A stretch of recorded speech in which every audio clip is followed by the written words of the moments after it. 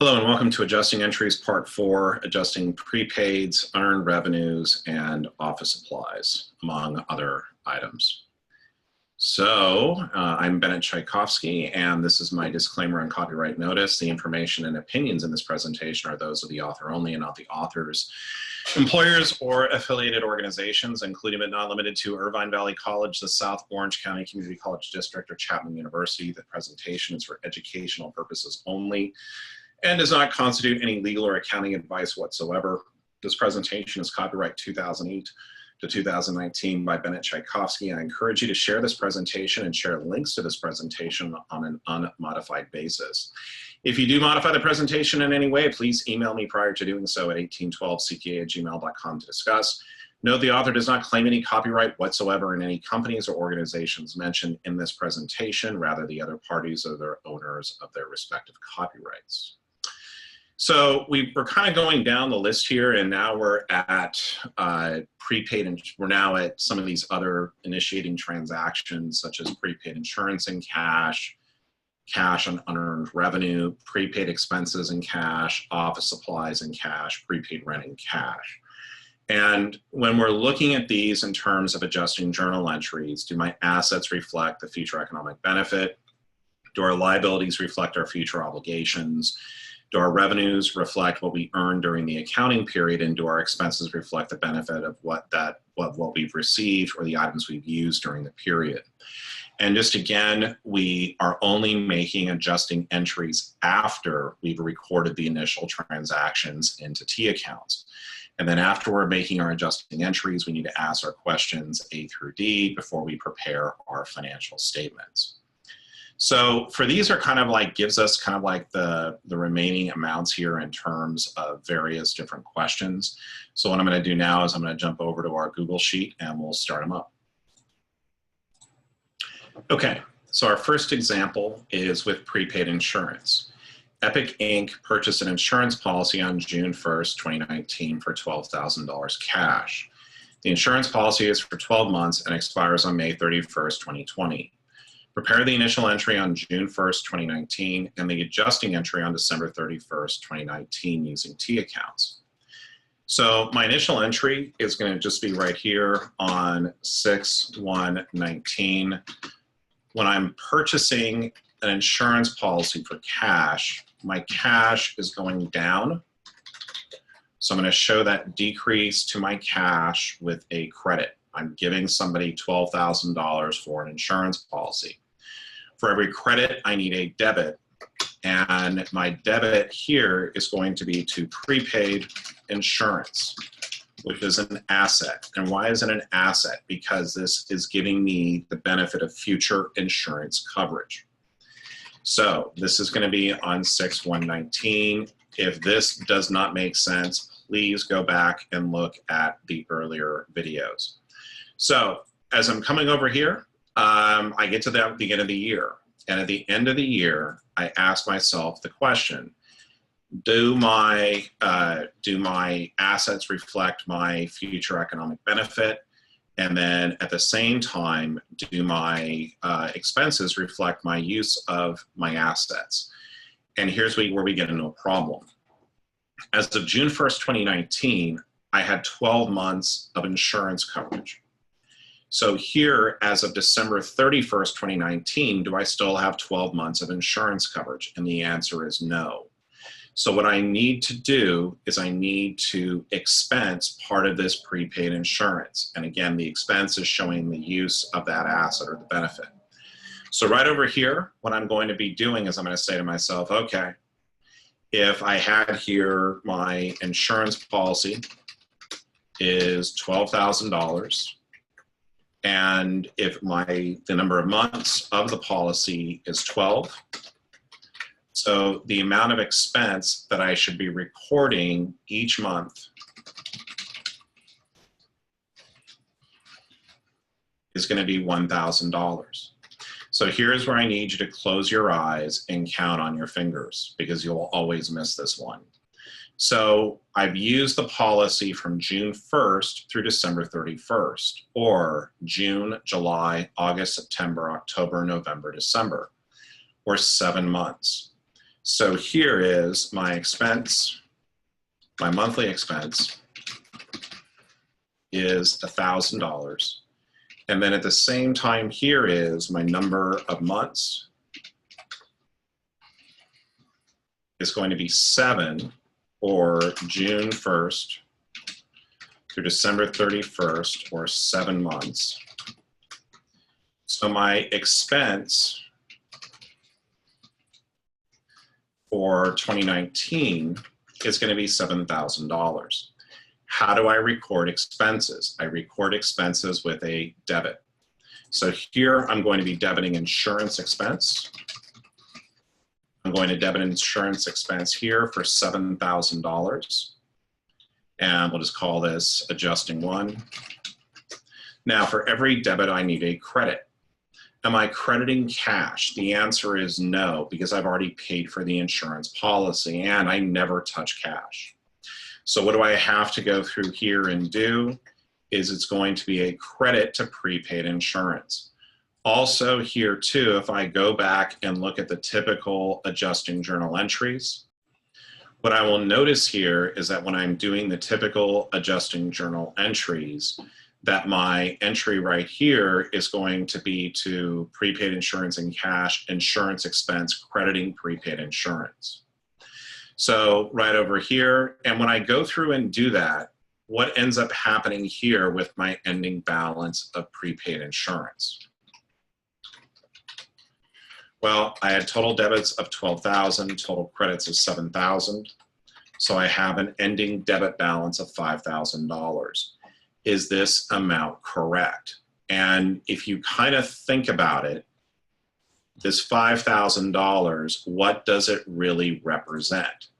Well, this $5,000 represents future insurance coverage. So if I bring this number over here and I say, okay, this is future insurance coverage, or from January 1st, 2020 to May 30th, or May 31st, 2020. So this here is 5 months for January, February, March, April, May. So here it's going to be 5 months times $1,000 expense, or basically the $1,000 value per month that we computed here, or a total of $5,000. So as you do these questions, you need to make sure that it makes sense from both sides. I've recorded the expense. This is showing me what I've used for the period of time. But at the same time over here with the prepaid insurance, or my asset, this is representing my future economic benefit in the form of insurance coverage for those 5 months ending May 31st, 2020.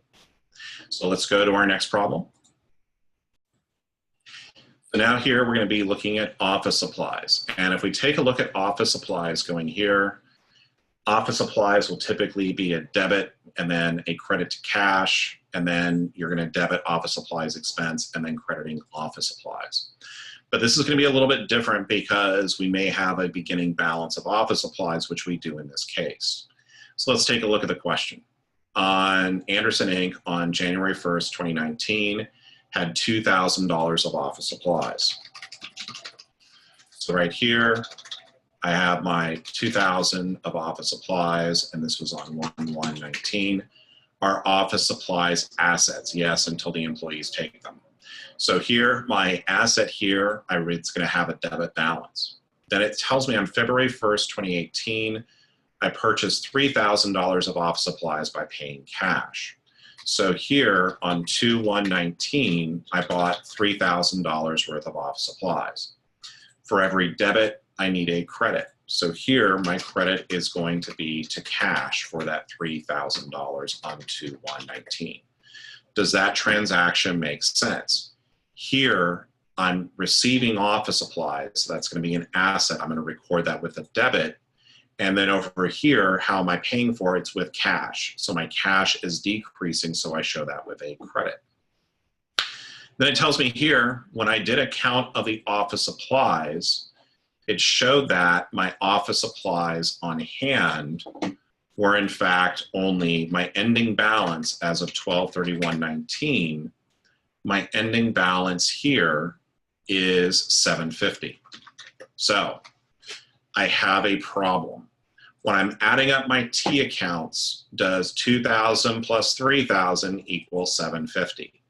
The answer is no. Rather, what we need to do is to figure out, well, what do we need to reduce this by to get to 750?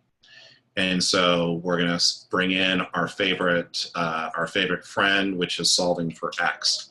And if I look here at this T account, I'm going to have here, it's really another way of writing this is 2,000 plus 3,000 of the debits minus X equals 750.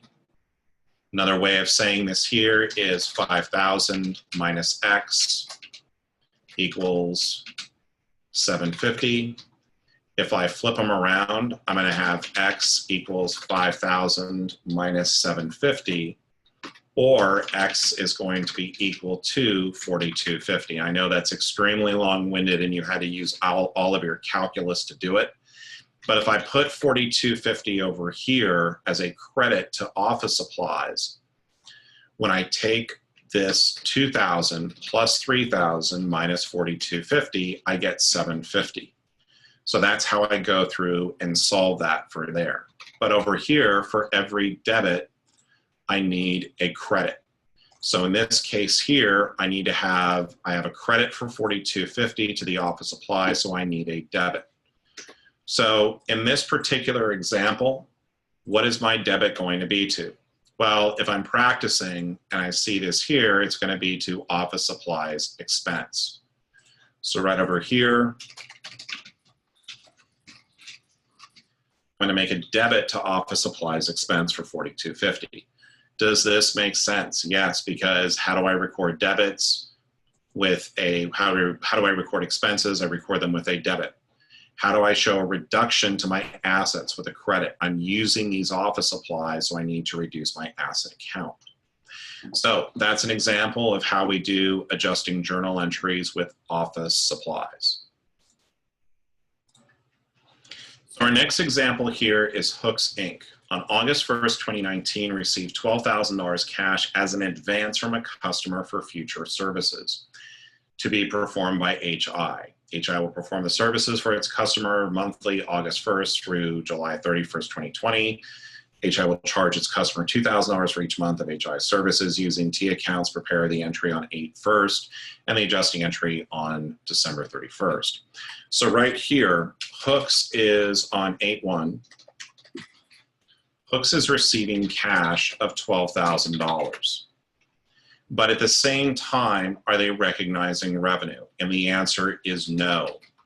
And so over here, I'm going to have to create a liability for unearned revenue. And if you have a question on this, I have some earlier videos on what unearned revenue is, but it's an advance. It's a liability until I actually go through and perform the services. Okay. So now I've recorded the initial transaction and I get to the end of the period. When I get to the end of the period, I'm asking myself the question, do my liabilities reflect my future obligations? Do my revenues reflect what I've earned during the period? So from August 1st through December 31st of 2019, what happened? Well, Hooks started doing work for HI. And Hooks essentially went through and they were doing work, charging my customer $2,000 each month for the services. So right here, Hooks needs to recognize revenue.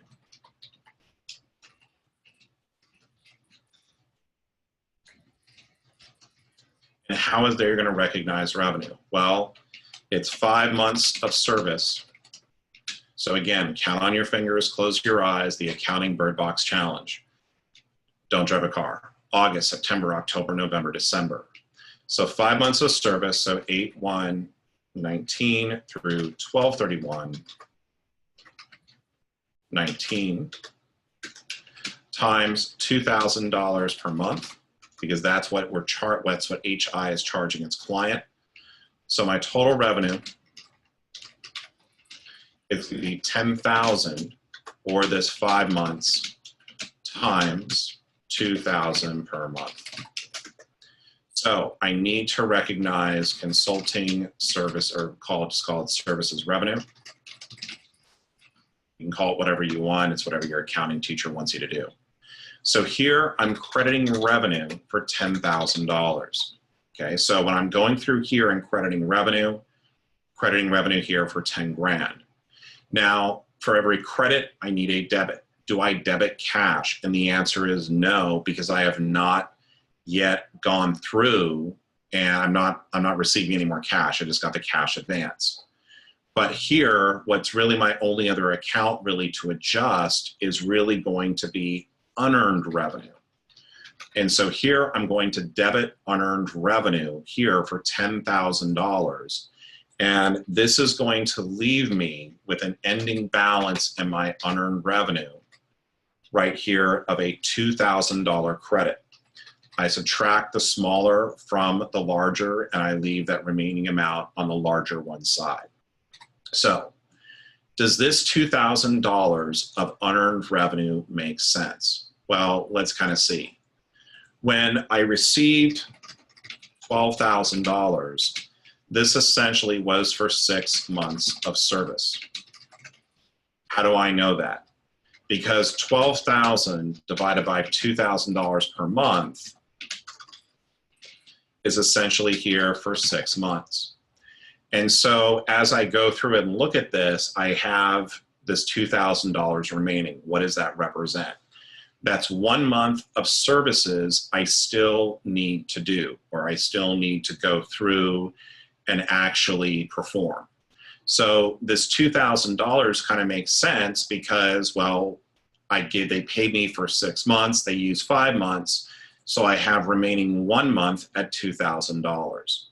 So this is what we're talking about in terms of adjusting journal entries.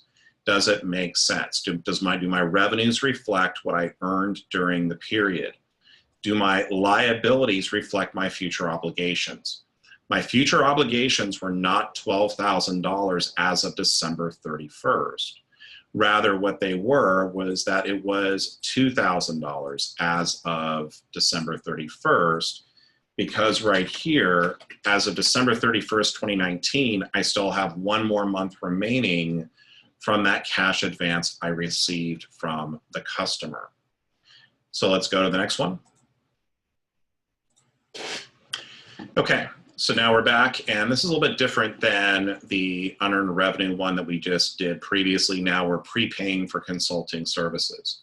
So I've got XI hires PI and XI pays PI a $60,000 cash advance for consulting services beginning on September 1st, 2019. So right there, if I'm XI and I'm doing this from XI's perspective, what I'm going to be doing here is I'm going to be crediting cash for $60,000. Why? Because I paid PI a $60,000 advance. How do I show a decrease to an asset? Well, I show increases with debits, and for cash, I'm going to show a decrease here with a credit. But what am I actually receiving here? This is what we would call prepaid consulting services. And so, or you could call it prepaid insurance. You could actually call prepaid consulting services expense, or you could just call it prepaid consulting services. Oftentimes are referred to, but it's prepaid because it's an asset, because it's giving us future economic benefit in the form of PI will need to perform these services on our behalf. Okay, so over here, I've got this, I've recorded this transaction as of September 1st. Now I come to the end of the period. At the end of the period, or December 31st, 2019, I ask myself, do my assets reflect my future economic benefit? Do they reflect that?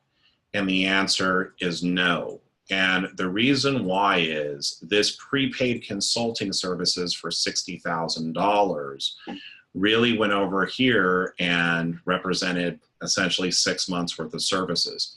How do I know that? Well, over here, they're charging me $10,000 per month. So when over here, when I have the $60,000, which is my total advance, 10,000 per month of services. The total amount of services per month, or actually the total amount of months I prepaid, were for 6 months. So this represents essentially 6 months worth of future services. But how much of this did I actually use during 2019? So we're going to close our eyes and take that accounting bird box challenge, and we're going to say September, October, November, December, or 4 months. So the amount that I really used of this prepaid consulting services expense, I used 4 months, or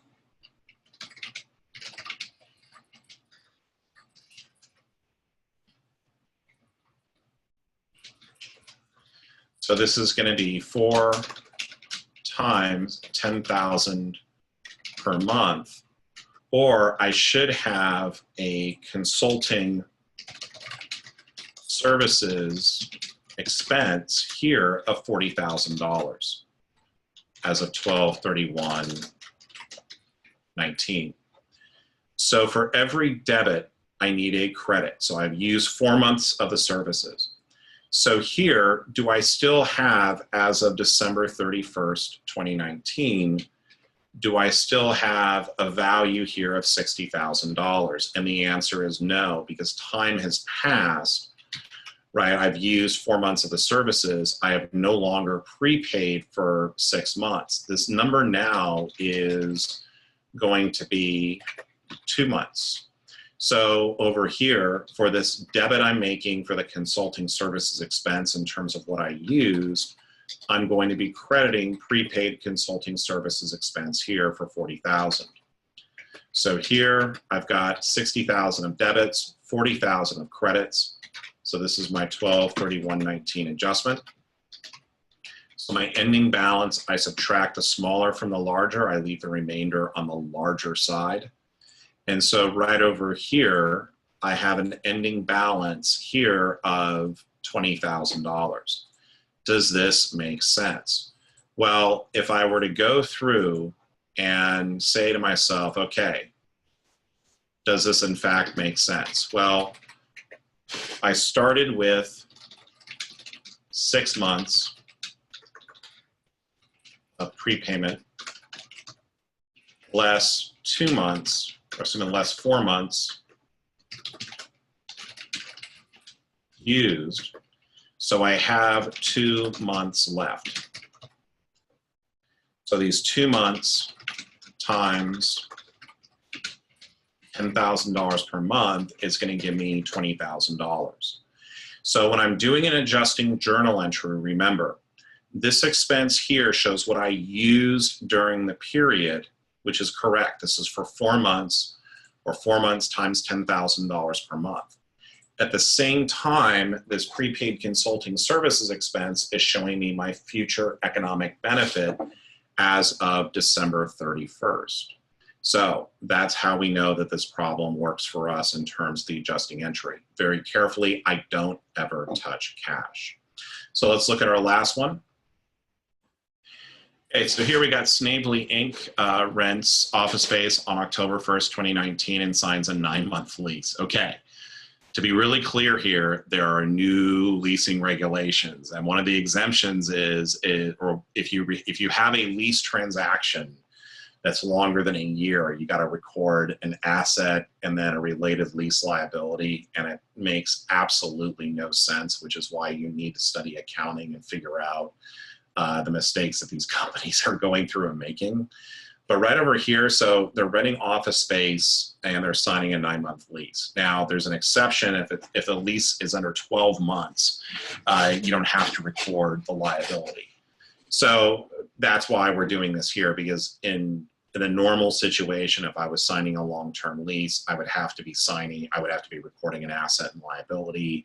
But because we're in fantasy land, which is Tchaikovsky land today, we're doing a 9-month lease. So SI is required to pay 4 months of rent in advance, as well as a security deposit. The rental advance will apply towards the first 4 months of rent. SI will then pay rent at the beginning of each month thereafter. The security deposit was $5,000 and monthly rent is $1,500 per month. assuming that SI makes the appropriate payment on October 1st, 2019 for the security deposit and rent, enter the transactions into T accounts and any adjusting entries as appropriate. So I made this question a little bit more difficult, but we should be able to figure it out. So when the lease is signed, how much cash to pay? Now here I have a security deposit. My security deposit is $5,000. Why? The problem tells me that. And then it tells me here that my monthly rent is $1,500 per month, and I'm required to pay 4 months of rent in advance. So here, my prepaid rent is going to be 1,500 times 4, or 4 months times 1,500 per month, or $6,000. So the total cash outlay is going to be $11,000. So I have here my total cash outlay is $11,000. So what do I do here? Well, I'm going to, if I'm paying cash, my total amount of cash here is going to be $11,000. Cash is decreasing because I'm making that payment to the landlord. I show the decrease to cash with a credit. For every credit, I need a debit. So here my debits are going to be my security deposit. That's going to be $5,000. And then I have prepaid rent. My prepaid rent, which is an asset, is going to be for $6,000. Why is it an asset? Because it is giving me future economic benefit. As long as I don't trash the place, I should get my security deposit back. And this was my transaction that I put into T accounts on October 1st, 2019. Okay, so now I get to December 31st. And when I get to December 31st, I'm asking, do my assets reflect my future economic benefit? Well, over here, it tells me that the rental advance will apply towards the first 4 months of rent. So this is 4 months worth of rent, and this was done on October 1st, 2019. So how much rent have I really used during the year, or my rent expense? Well, I've used, because I signed the lease on 10/1/19, and I'm preparing financials on 12/31/19. So this is 3 months, and we don't even have to close our eyes. It's October, November, December. So I'm taking this 3 months times $1,500 per month, or a total of $4,500.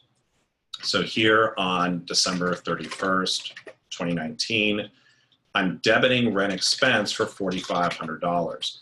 And again, this is showing me the rent that I used during the period. So for every debit, I need a credit. Now, my question to you is that, do I still have a value here in my prepaid rent? Again, I'm never gonna, basically here, I'm never gonna credit cash. I don't touch cash on adjusting journal entries. So here, what I'm going to be doing is I'm going to take this prepaid rent, and when I take this prepaid rent, I'm going to credit the prepaid rent for $4,500 on 12/31/19, and so my ending balance in prepaid rent is going to be, I have 6,000 of debits, 4,500 of credits. I subtract the smaller from the larger, leaving the remaining balance on the larger side. So I'm ending up here with $1,500. And when we're doing adjusting journal entries, we're asking ourselves the question, does this in fact make sense? Well, over here, I paid the $6,000 was for 4 months. I used 3 months, or from 10/1/19 through 12/31/19. So what I'm really remaining here with, I used 3 months totaling $4,500.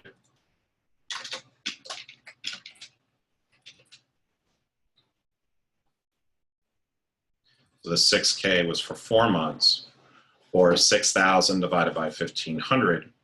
And so what I'm remaining here with at the end of the period is going to be 1,500, or 1 month of a lease payment or rental payment for January. So right here, this 1,500 represents my future economic benefit, or I've prepaid for 1 remaining month. So again, my expenses here show what I've used during the period.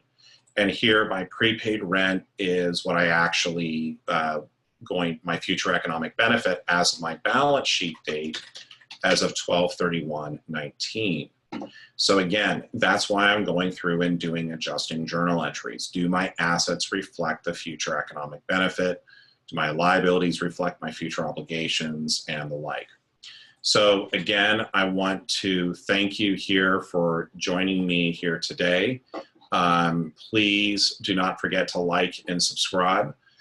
Please send your comments to 1812cpa@gmail.com, and I will see you on the next video. Have a great one.